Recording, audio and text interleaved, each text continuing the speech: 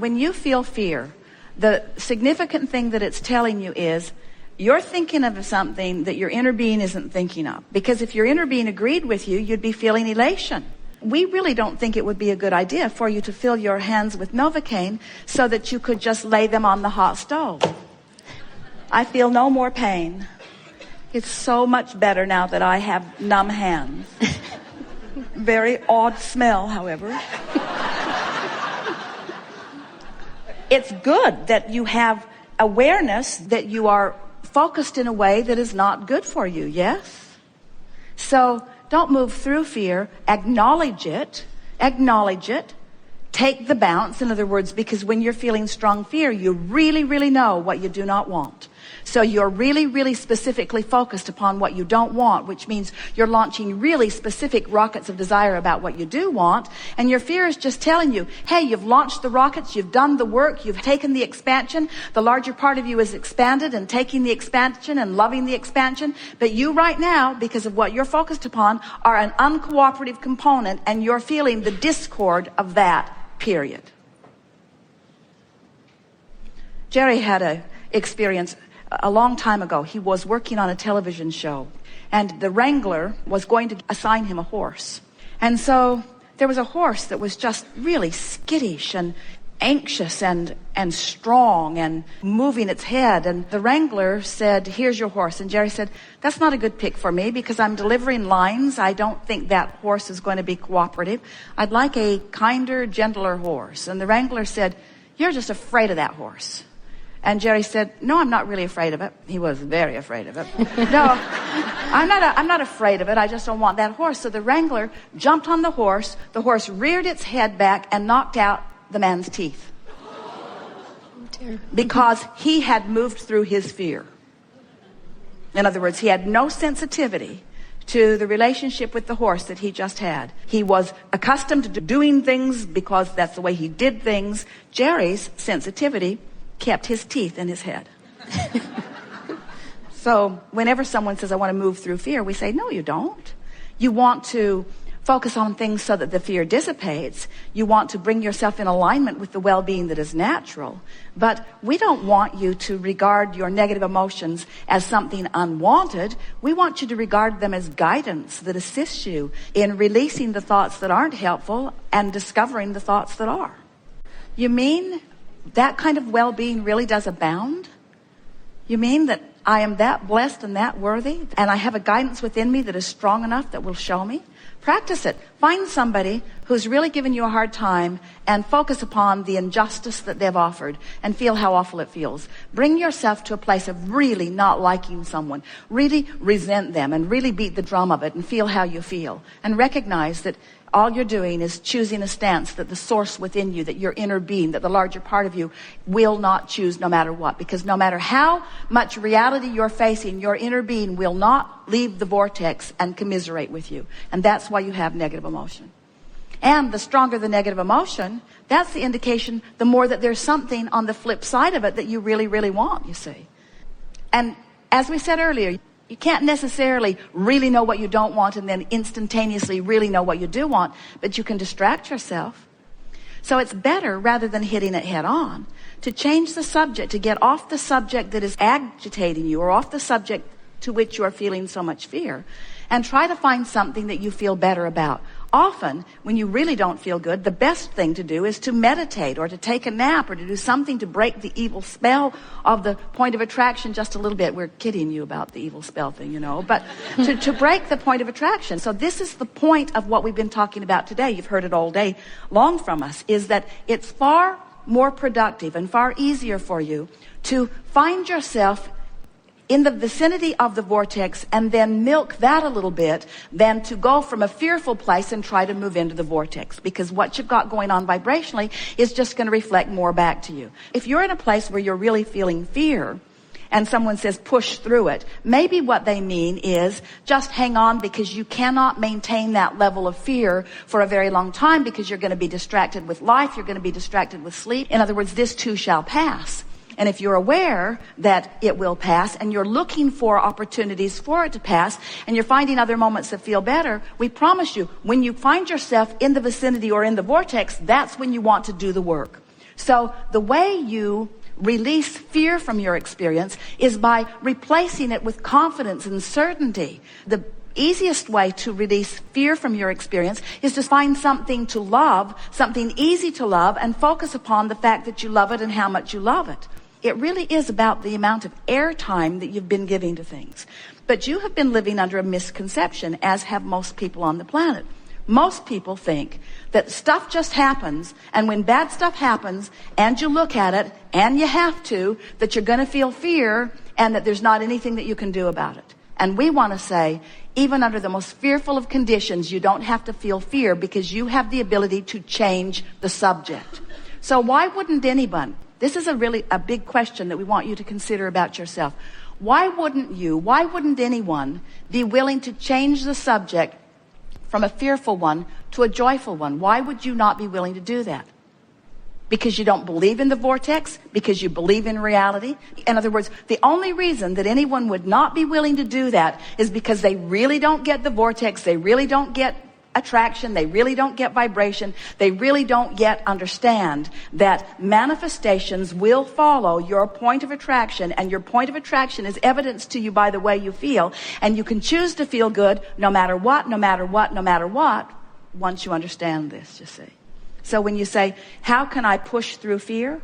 We say, we wouldn't. We just try to find little pieces of something that feel entirely different than fear, and we would practice them until they're so active in our vibration that even scary things don't scare you. It's so interesting. You can reach the place where someone will say something to you that has the potential of frightening you, and you don't feel fear because your understanding of well-being is so in place within you that you know how illogical that fear is. We're eager to talk with you about anything that is important to you. There is nothing off limits. We want you to know that whether you are called forward to the hot seat where we will dialogue with you personally, or whether you are sitting out there just having your vibrational moment, that you will hear, to the degree that you are in relationship to your vortex, everything that we know about that. This gathering has assembled before you dragged your physical bodies here, or before you logged in online. In other words, there are thousands of us participating here in physical form, and we cannot even begin to give you the numbers of non-physical energy that is participating with you here. We want you to know that this cooperative experience of co-creation at its best will reveal to you a number of things. First, it's going to show you firsthand your relationship with the vortex. You're going to have an experience sitting wherever you're sitting on the planet where something that is important to you is going to be discussed in a way and in a fullness that you will understand it completely. And you got to know it's your manifestation. In other words, what's happening here in this gathering is your manifestation. It's not being orchestrated because we know stuff, we do, that we think you would like to know, we do.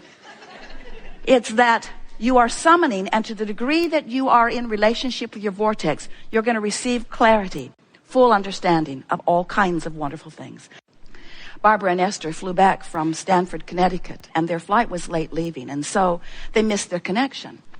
And Esther said, well, in the spirit of everything is always working out for us, this one's hard to figure out, because I would have thought if things were really working out for us, we would have made that connection. And then she thought, well, I'm still going to hold to the idea that things are always working out for us. And then they began playing with everyone in the airport who would play with them. The red coat is telling them you're on time out because they were having such a good time. And then they got on a flight flying into San Antonio with a flight attendant who was, without question, the most remarkable and funny, not just funny, hilarious, not just hilarious, fall down and die funny, that they had ever met. The flight wasn't full. They were in the first class cabin. They had most of it to themselves, just a few random strangers who were not having anything to do with Peggy, because Peggy was just too silly for most people. But she was not too silly for Barbara and Esther, and she proceeded to entertain them in ways that we cannot even begin to explain to you. Until for the 3-hour flight, Esther and Barbara laughed nonstop until they were hurting. And even people who were having none of Peggy are now laughing because they are egging her on. Esther said, I would have missed 15 flights to rendezvous with this comedian. So now Peggy is telling them everything about every passenger on the airplane, which is completely unprofessional, but really, really funny. And there's a man back there who really needs to have an air marshal come and take him off the plane. But Peggy doesn't like the inconvenience of that. And she's pretty sure that that kind of language doesn't rise to the level of returning to Atlanta. And Esther and Barbara are agreeing with her. And so she's just reporting in on what's going on. Esther offered to go back and sit with the man if it would help, but it turned out it was not necessary. And then Peggy is referring to the old people over there and the old people over there and the old people over there. And Esther said, you might kind of want to stop that because that's going to come back and bite you in the butt one day because we're all moving through time. And then Peggy was having such a good time entertaining all of them that she forgot to give the in-flight announcements. And so Esther said, please bring your tray tables and seats to the upright position. And a man who was not having anything to do with Peggy said to her, you might want to take your seat. And she said, do you see treetops? And he said, yes, I do. And then Peggy realized that not only had she not given any of the announcements, her kitchen was still all open. So she is closing doors. Oh shit, oh shit, oh shit, oh shit, oh shit, oh shit, oh shit, oh shit, oh shit. And then Barbara and Esther see her fly across the walkway and into her seat just as the plane lands. And Esther said, here's my card, Peggy. Call me when they fire you, and they will fire you. Because there was an airline captain sitting on the front row, pretending to be asleep, but taking all of it in. And Barbara and Esther felt utterly responsible because they had evoked every bit of every bit of every bit of every bit. Peggy said, they keep drug testing me. I don't know why.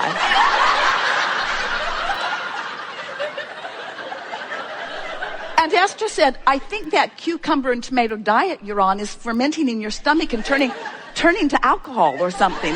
It could be something like that. So, would you have wanted to miss something like that? Wouldn't you have been willing to roam around the Atlanta airport for an extra hour so that you could rendezvous with something that you will never forget as long as you live, that will be a source of vortex entry and hanging in there? Esther has entertained herself with that hours on end, not wanting to forget one precious morsel of information that Peggy delivered to them in her innocence, in her certifiable innocence, in her willingness to play with passengers in an environment where you usually don't get that much fun from flight attendants.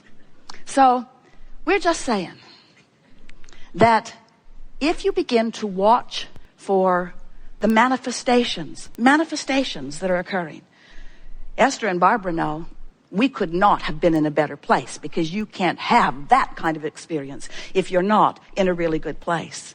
And there are many who would say, but Abraham, I thought we were creating empires. I thought we were creating movements. I thought we were creating big things. I thought we were creating more important things. And we say, nothing is more important than the manifested reflection of the genius and the power and the clarity and the love of who you are. In other words, manifestation right now, right now, right now, right now, right now. Reflecting back what? Reflecting back your relationship with who you really are and nothing more. So when you get it, that you have control over your relationship with the vortex, then you get it that you have control over everything. The cells of your body, your economic relationship with economy, your relationship with everyone, your relationship with everyone and everything, every manifestation, large or small. And we want to say there aren't large or small ones. There's just now giving you feedback, now giving you feedback, now giving you